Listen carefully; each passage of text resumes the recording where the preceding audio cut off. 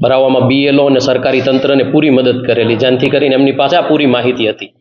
પણ મારે એ કહેવું છે કે જે રીતે ગુજરાતમાં SIRની કામગીરી થઈ રહી છે અને BLOનો આપણે વારંવાર સાંભળીએ છીએ કે ખૂબ માનસિક હેરેસમેન્ટ થાય છે, સુસાઇડ કરી લે છે. આવી પરિસ્થિતિમાં પણ જ્યારે ભાજપના કાર્યકર્તાઓને ભાજપના નેતાઓના ઈશારે BLOના કામમાં વધારો કરવા, BLOએ કરેલા કામને કેવી રીતે વધુમાં વધુ લોડ એના ઉપર આવે એવી રીતે ફોર્મ નંબર 7 ભરી એને રિજેક્ટ કરવા માટેની અરજીઓ દેવામાં આવી છે. આનાથી સરકારી તંત્રનો, BLOનો અને હું એવું માનું છું કે આખી જે સિસ્ટમ છે આપણી લોકશાહીનો, એનો મજાક બનાવવામાં આવી રહ્યો. 15 તારીખ સુધીમાં એક એસેમ્બલીમાં 45 ફોર્મ હોય રદ કરવાના અને અચાનક જ 18 તારીખે 10,700 પ્લસ ફોર્મ આવી જાય. એનો મતલબ જ એવો છે કે આ સત્તા પક્ષ જે દુનિયાની સૌથી મોટી પાર્ટી કહે છે એ એના મિકેનિઝમનો ઉપયોગ કેવી રીતે લોકશાહીને ખતમ કરવી, મજાક બનાવી એવી રીતે કરી રહ્યા છે. સૌથી મોટી વાત તો એ છે કે 10 લાખથી ઉપર આખા ગુજરાતમાં ફોર્મ રદ કરવા માટે, જેના ઓલરેડી વેરીફાઈડ કરી અને ભરાયેલા છે એવા ફોર્મ રદ કરવા માટેની અરજીઓ છેલ્લા દિવસોમાં થઈ. એટલે એ જ શંકાસ્પદ છે. આ બધી બાબતને જોતા આમ આદમી પાર્ટી એ પ્રોએક્ટિવલી કામ કરે છે. દરેક રાજ્યમાં આજ સુધી જે રાજ્યમાં પણ આમ આદમી પાર્ટી ગઈ છે ત્યાં એક ખાલી સત્તા પક્ષ તરીકે વિરોધ કરવા માટે, અમે વિરોધ પક્ષ તરીકે નહીં સત્તાનો, પણ લોકોને કેવી રીતે મદદરૂપ થઈ શકાય, લોકશાહીને કેવી રીતે બચાવી શકાય એના માટે કામ કરી છે. એના ભાગરૂપે ગુજરાતમાં પણ આમ આદમી પાર્ટીએ જે રીતે આ લોકો ભાજપ લોકશાહીને ખતમ કરી અને એક હતું શાસન રાખવા માંગે છે એના વિરોધમાં આમ આદમી પાર્ટી ખૂબ પ્રોએક્ટિવલી કામ કરી રહી છે. અને જ્યાં જ્યાં પણ આખા ગુજરાતમાં આવી રીતે ખોટી રીતે નામ રદ કરવાની કોશિશ કરી છે ત્યાં BLOને, BLA જે ERO છે એમને, ARO ને, કલેક્ટરને રજૂઆત કરી અને અમે લોકોએ રાજકોટથી આ શરૂઆત કરી છે કે અમે લોકોએ લીગલ નોટિસ આપી છે. એમાં કલેક્ટરને પણ આપી છે, EROને આપી છે અને 300 જેટલા વિધાનસભા 68માં BLO છે એમને પણ અમે નોટિસ, લીગલ નોટિસ આપેલી છે. અને આ નોટિસના મુખ્ય મુદ્દાઓ એ છે કે જે લોકોના પણ ફોર્મ નંબર 7માં ડિલીટ કરવા માટેની અરજીઓ આવી છે એમાં જે અરજદાર છે એમણે જો આ ખોટી માહિતી દીધી હોય તો એમના ઉપર પણ એક્શન લેવામાં આવે અને એ લોકોનું જે પણ વેરિફિકેશન માટે અત્યારે થાય છે કેવું કે જેની અરજી આવી ગઈ, કોઈ પણ અરજી આપી શકે એવું કલેક્ટરનો જવાબ હતો, કોઈ પણ આપી શકે, લોકશાહી છે, એમણે લેવાનો અધિકાર છે, લઈ શકે છે, તો એમણે લઈ લીધી છે. પણ બીજો સ્ટેપ છે ને એ ખૂબ હેડેક વાળો છે. બીજા સ્ટેપમાં એવું કલેક્ટર દ્વારા અમને સમજાવવામાં આવે છે કે જેમની વિરુદ્ધમાં ડિલીટની અરજી આવી છે એવા જેનું નામ છે એને અમે લોકો નોટિસ બજાવીને કચેરીએ બોલાવશું. સાહેબ, હું એમ કહું કે જેમને પોતાને અત્યારે આ મોંઘવારી, બેરોજગારીના ટાઈમમાં લોકો પોતાના ઘર પરિવારનું કેમ ગુજરાન ચલાવવું એના માટે સતત સંઘર્ષ કરતા હોય અને એને વારંવાર આવી રીતે કચેરીએ આવો, તમે પોતે અહીંયા છો, તમે પોતે અહીંયા જ છો, તમે પોતે અહીંના વોટર છો, એ સાબિત કરો, અને એ સાબિત કરવા માટે પણ પાછા વારંવાર ધક્કા ખવડાવવા માટે બોલાવવામાં આવે તો મને એવું લાગે છે કે 50% ઉપર લોકો નહીં જાય. અને એ જો નહીં જાય તો એનો મતલબ એવો છે સીધી લીટીમાં કે એ લોકોના નામ રદ કરવામાં આવશે. તો આ પ્રોસિજર એકદમ ખોટી છે, ગલત છે.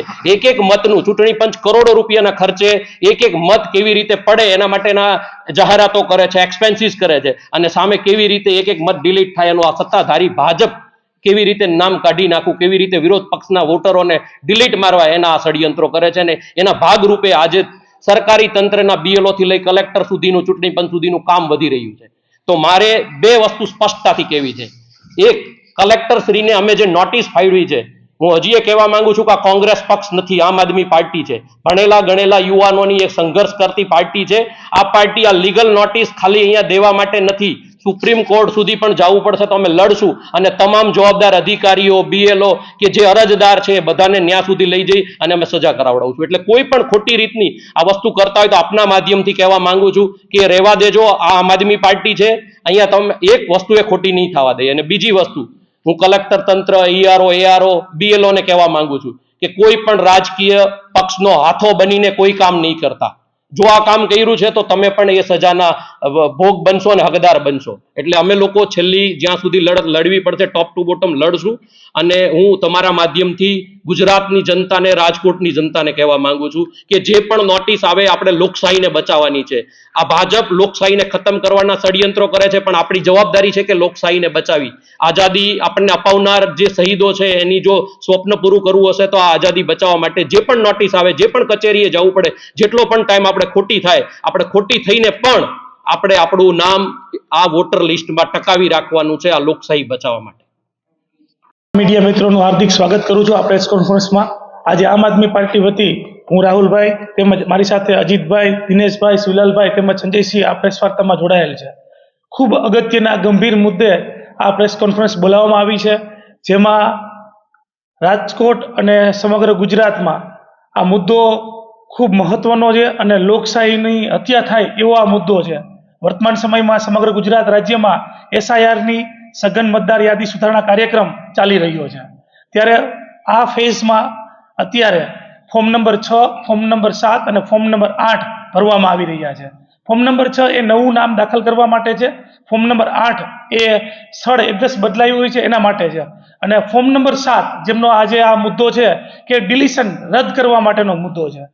હવે એ ફોર્મ નંબર 7 કોઈ વ્યક્તિને મતદાર યાદીમાંથી નામ રદ કરાવવાનું હોય તો ત્યારે ભરવામાં આવે છે. તો ચૂંટણી પંચ દ્વારા જે ફોર્મ નંબર 7 કોણ ભરી શકે? તો કે જે વ્યક્તિનું નામ રદ કરવાનું હોય તેમના પરિવારના સભ્ય અથવા તો અન્ય કોઈ વ્યક્તિઓ પણ ફોર્મ નંબર 7 ભરી શકે છે અને કોઈ વ્યક્તિનું નામ મતદાર યાદીમાંથી રદ કરવા માટે વાંધો લઈ શકે છે.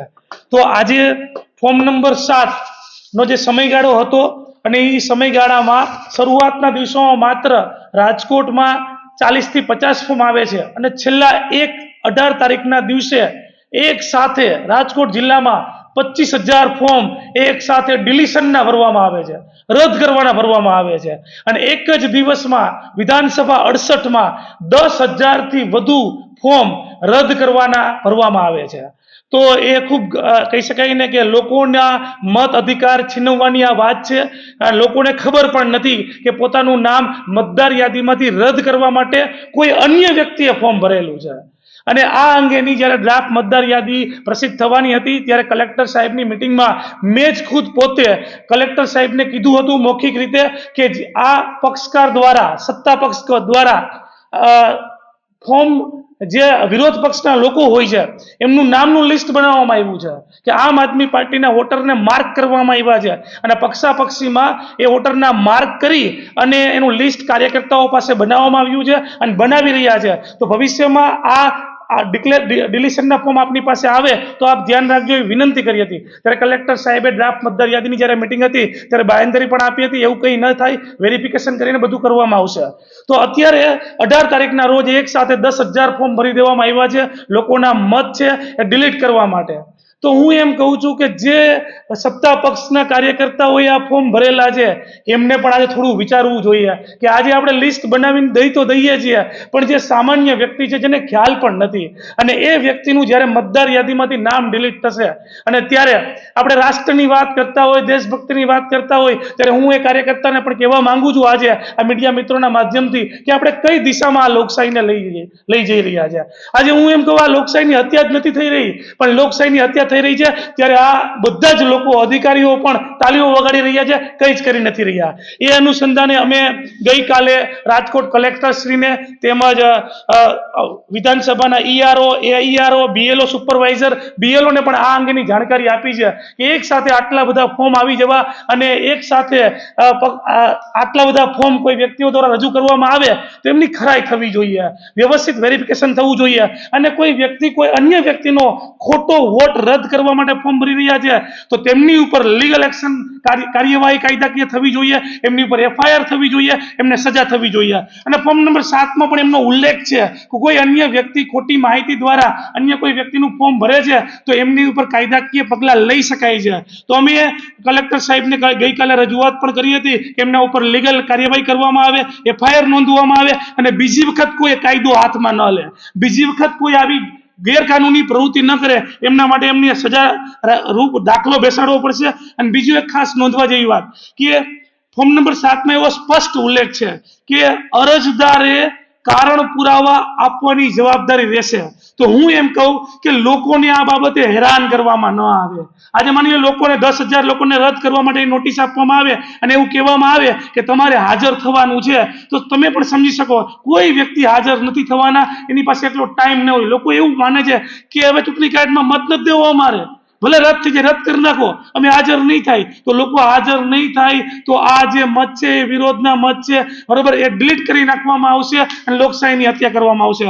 ત્યારે ફોર્મ નંબર 7 પણ એનો ઉલ્લેખ છે કે જે વ્યક્તિએ અરજી કરેલી છે એમને સાબિત કરવાનું છે કે એ વ્યક્તિ ત્યાં રહેતા નથી અથવા એ વ્યક્તિનું મૃત્યુ થયું છે અથવા તો એ વ્યક્તિ ભારતીય નાગરિક નથી એવું અરજદારને સાબિત કરવાનું છે. તો એ પણ ખાસ આપના માધ્યમથી વિનંતી કે અરજદારને બોલાવવામાં આવે અને એમનું હિયરિંગ કરવામાં આવે. બીજી એક મહત્વની વાત એ પણ કહેવાની આપને ખાસ કે છેલ્લા 3 મહિનાથી આપણે BLO ને માનસિક રીતે હેરાન કરી રહ્યા છીએ, પરેશાન કરી રહ્યા છીએ. વારંવાર બરોબર SIR ના ફોર્મ ભરવા માટે ઘરે જઈ રહ્યા છે, નોટિસ આપવા માટે ઘરે જઈ રહ્યા છે. એમની કોઈ ટ્રેનિંગ કરવામાં આવતી નથી, એમને કોઈ ગાઈડન્સ આપવામાં આવતું નથી. BLO ને ખ્યાલ જ નથી હોતો શું કરવાનું છે.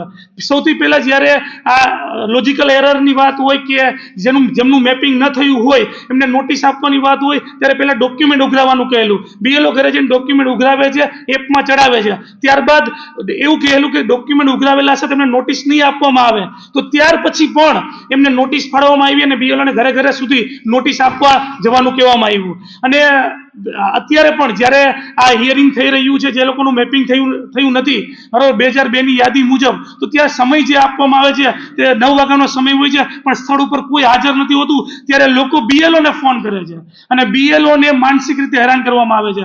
વિચાર કરો કે જે BLO એ ઘરે ઘરે જઈ અને SIR ની કામગીરી કરી છે, વેરિફિકેશન કરેલું છે કે આ મતદાર ત્યાં જ રહે છે, 2002 ની એમની મતદાર યાદીમાં નામ શોધેલું છે, રાત્રે 2 વાગ્યા સુધી જાગીને એ BLO ને ફરીથી 10,000 લોકોની નોટિસ આપવામાં આવશે કે આ લોકોના ફોર્મ રદ કરવા માટે તમે ઘરે ઘરે જાઓ. તમે ઘરે ઘરે જઈ અને રદ કરવાની નોટિસ આપો. તો વિચાર કરો, એક વિધાનસભામાં, ખાલી એક વિધાનસભાના હું આપને કહી રહ્યો છું, એક વિધાનસભામાં 10,000 નોટિસ ફરીથી BLO રદ કરવા માટેની લોકોને આપવા જશે ત્યારે લોકો એમને અપશબ્દ બોલશે, લોકો ગાળો દેશે એમને કે અમે ડોક્યુમેન્ટ આપીએ છીએ, વેરિફિકેશન કરાવીએ છીએ, 2002 ની મતદાર યાદીમાં નામ શોધીને આપીએ છીએ, તો પણ કેમ અમે તમને નોટિસ આપો છો. એટલે કહેવાનો મતલબ એ કે આ સરકારી સિસ્ટમમાં જે સરકારી અધિકારીઓ છે, BLO થી માંડી તમામ વ્યક્તિઓને ડિસ્ટર્બ કરવાનો, માનસિક રીતે હેરાન કરવાનો આ પ્રયત્ન થઈ રહ્યો છે. ત્યારે હું ચૂંટણી પંચને, ઇલેક્શન કમિશનને કહેવા માંગુ છું કે આ જે લોકોએ આવું અધિકારીઓને હેરાન કરવાનું, લોકોને હેરાન કરવાનું કામ કર્યું છે એમને કડકમાં કડક સજા કરવામાં આવે, એમના ઉપર FIR નોંધવામાં આવે અને કાયદાકીય રીતે એવો દાખલો બેસાડવામાં આવે કે બીજી વખત કોઈ પણ સત્તા પક્ષ આવી રીતે લોકોના મત ડિલીટ ન કરે અને આવું કોઈ પણ પ્રકારનું ષડયંત્ર ન કરે. તો હું આપ સૌ મીડિયા મિત્રોને પણ કહેવા માંગુ છું કે બહોળી માત્રામાં આપ પણ બરાબર આ મુદ્દાની સાથે રહી અને આમ આદમી પાર્ટીને અમને સપોર્ટ કરશો.